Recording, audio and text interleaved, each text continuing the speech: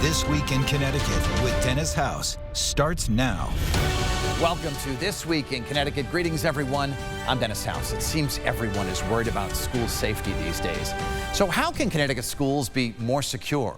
We will discuss. Also, have you noticed all those big walls being built along the highways? You'll be shocked at the cost. Plus, we visit one of Connecticut's fastest growing towns and prom season after a few years of no proms. And our flashback takes us back to 1972. For God's sake, how much more carnage are we willing to accept? More mass shootings and growing calls for gun control. We are going to work every single minute of every single day over the course of this week and next week to try to get enough of our Republican colleagues to yes. But with lawmakers still at odds, what can be done to protect our schools? That's where it really becomes a challenge that this is not a one-size-fits-all solution. We can't judge one failure and disregard all the successes that we have. Millions being spent on sound barriers along Connecticut highways, but are they really worth the cost? It certainly depends on what lens you're looking through. So if you're in one of these communities that feel that you're impacted by noise, I think you would feel that the expense is worthwhile. You might call it a postcard-perfect New England town, but Ellington is proving it has much more than just looks. Well, I grew up here, so my family's here, and it's just a great place to live and grow. Proms are back and possibly more fashionable than ever. We'll visit a family-owned shop in the capital city where business is booming. It's been a lot of fun to see, how these kids love to bring their personalities into each and every outfit that we do. But first up on This Week, the lead. The safety of schools in Connecticut. Is the answer gun control or beefed up security at schools, or both?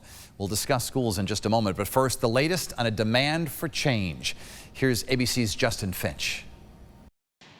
President Biden addressing the nation after weeks of deadly mass shootings. My fellow Americans, enough.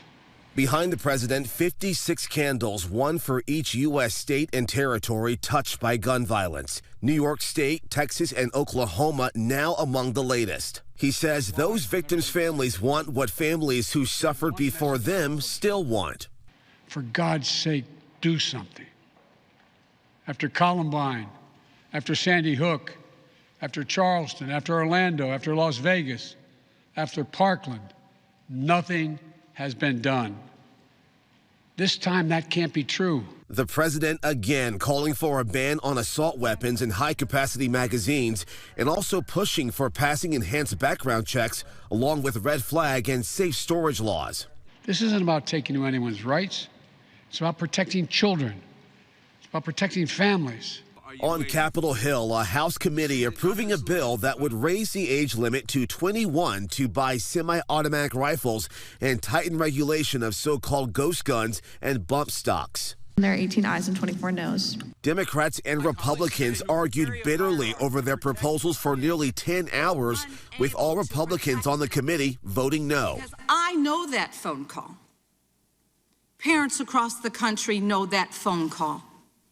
It's a sucker punch. It's a one-size-fits-all approach that punishes law-abiding citizens. That bill is up for a full vote in the House next week, but has little chance of passing in the Senate. On the Senate side, bipartisan talks continue with momentum growing on policies that could earn support from both parties, though details are limited. We are hearing more interest in talking about real change, changes in our gun laws, more support for mental health services than at any point since the shooting in Sandy Hook.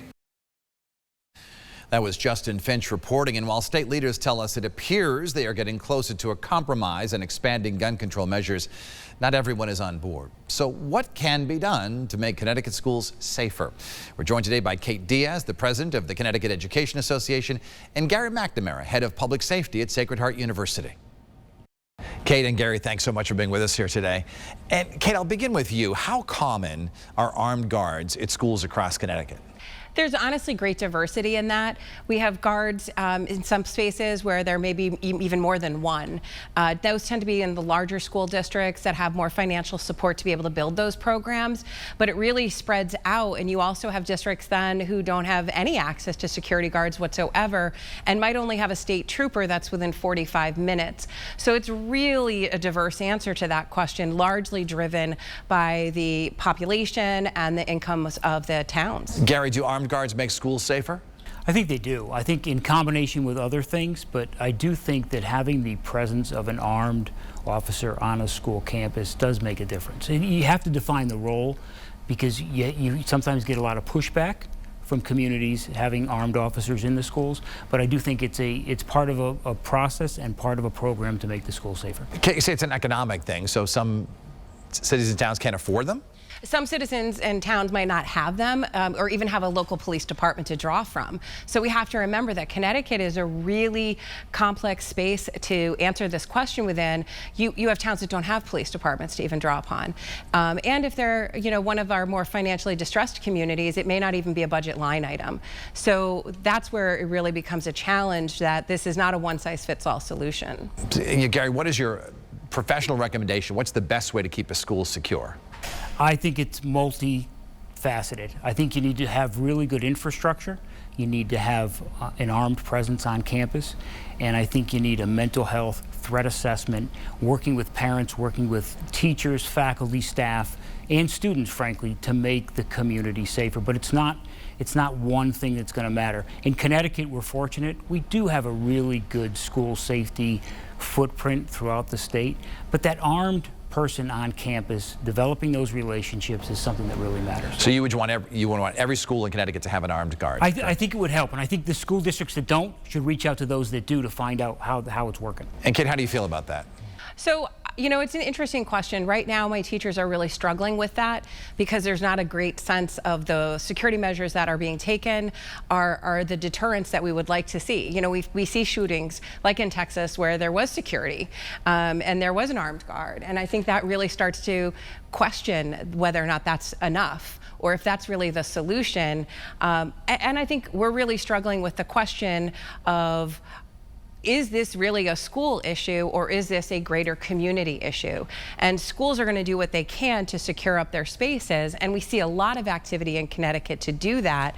But I think there's a lot of questioning on the part of our staff as to whether or not that's really answering the call to action at this point. And Gary, you mentioned infrastructure at schools in terms of stronger doors and things like that. Is that what you're talking about? Yeah, keeping bad people out of our schools, and we have a lot of access control already. And I think the unique part of it is when we see incidents happening around the country, we always apply them to our local districts, and it's important to recognize that there are failures in some of these events. We can't judge one failure and disregard all the successes that we have. Infrastructure, though, is a big part. Keep bad people out. A lot of these schools built in the 50s and 60s have low windows, their first floor. Do you think that should be changed or updated? Well, I know some of them are already. Yeah, and I think they should be looked at. I mean, I think there is no question that looking at our buildings critically in terms of security, safety, and threat assessment is incredibly important. And making the appropriate updates that make those spaces even safer makes a lot of sense to me and is a strong investment for our communities.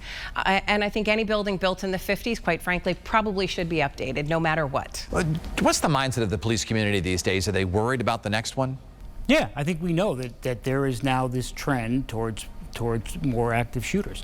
Each active shooter builds off the next one. So individuals who see it on TV and have that mindset are really seeking justification to do it as well. And that's really what we're starting to see, is other individuals saying, it's okay, I'm part of this groupthink process that I'm doing it. So clearly we're worried about it and taking steps to address it, but it's a problem. Are teachers worried?